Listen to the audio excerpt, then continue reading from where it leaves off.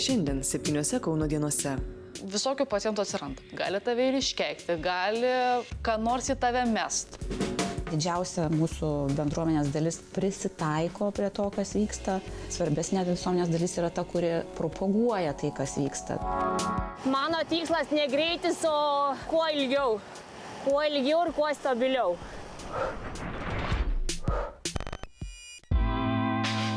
Problema Lietuvoje – katastrofiškai trūksta slaugytojų padėjėjų. Arba kodėl valstybė dosniai finansuoja slaugytojų parengimą ir mielai išlydi juos į užsienį. O dabar paprašysime tylos. Vyksta egzaminas. Esame Karaliaus Mindaugo profesinio mokymo centre, Kaune. Pakalbėsime, kodėl Lietuvai katastrofiškai reikalinga specialybė nei prestižinė, nei populiari. Nors rengimo programa dosniai biudžeto finansuojama, įgyjęs specialybę jaunas žmogus gauna minimumą. Kiek mokama slaugytojų padėjėjų kitose Europos šalyse? Pavyzdžiui, Norvegijoje slaugytojai per mėnesį uždirba 7,5 tūkstančio, Airijoje 4 tūkstančius eurų. Žinoma, slaugytojų padėjėjų alga žemesnė. Aš tikrai esu turėjus mokinių, kurie privačiuose globos namuose dirbdami slaugytojo padėjėjom uždirba daugiau negu vidutinę algą.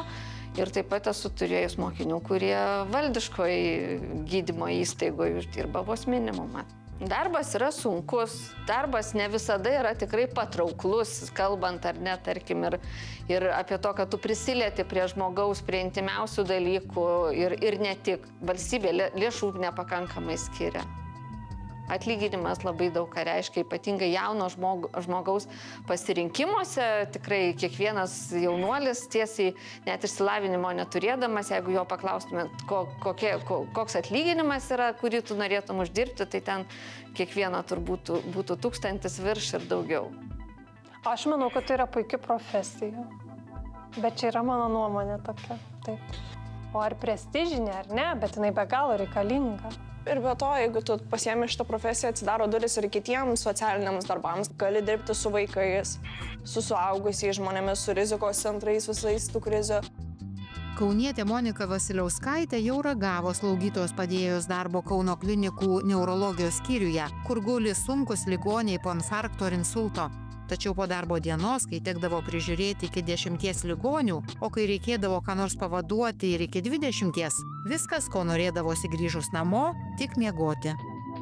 Jeigu atei, taip sakant, visiškai žalias, tai nei tu žinai, kaip tas sauskelnes keisti, nei tu žinai, kaip patalynę vilkti tuo momentu, kai jo guli pacientas. Aišku, naujokai yra apmokomi, viskas yra parodoma, susakoma. Labiausiai trikdo tas, kad tu atėjęs, tu nieko nežinai. Būna pacientų, kur jiem sauskelnės, apskritai tos dalykas kaip sauskelnės, jiem tai yra didžiosios pasaulio pažeminimas. Bet aišku, yra labai svarbu aiškiai užtikrintai paaiškinti, kodėl jos yra reikalingos, paaiškinti jo pačio būklę, kad tiesiog kitaip nebus. Gal būna sunkiausia tai, kad visokių pacientų atsiranda. Gali tave ir apšaukti, gali tave ir iškeikti, gali ką nors į tave mest.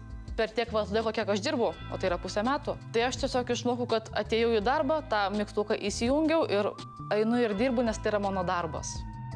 Įgijusi patirties, Monika pamoko ir kitus. Atėjus į ligoninę ar paslaugomą žmogų į namus, pirmiausia reikia nusiplauti rankas ir pasiruošti higienos priemonės.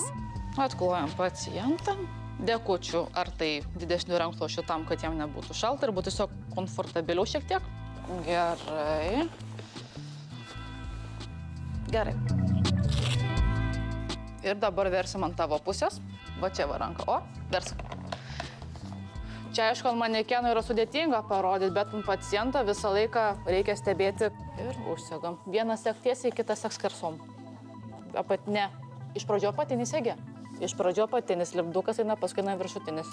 Taip. O šitą biškį užkryžiok. Patikrinam, ar visur yra prigludę, ar viskas yra gerai. Jeigu viskas tvarkoje, tuomet užmaunam kelnes atgal.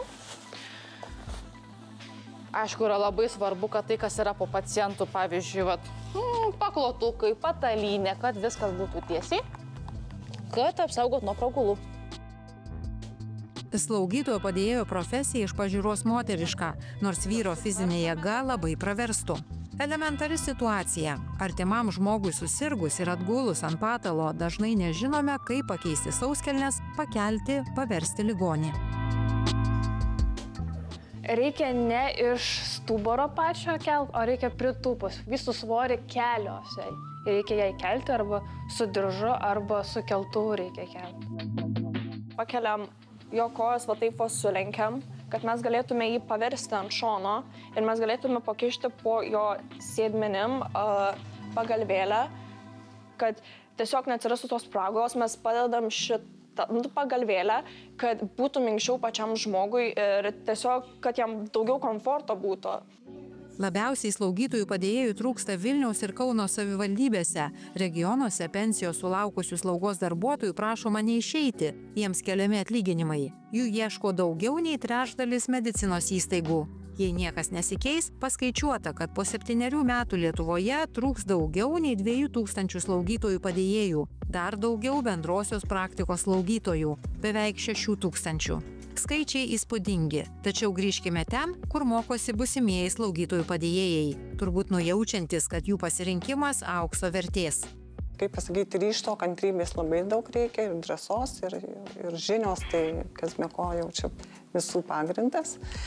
O toliau ką empatija. Aš toks žmogus esu, kad aš labai mėgstu daug ką išbandyti, tai taip ir čia atsiradau.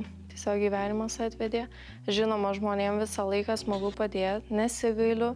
Mano mama dirba senelių namuose, bet jinai dirba virtuviai.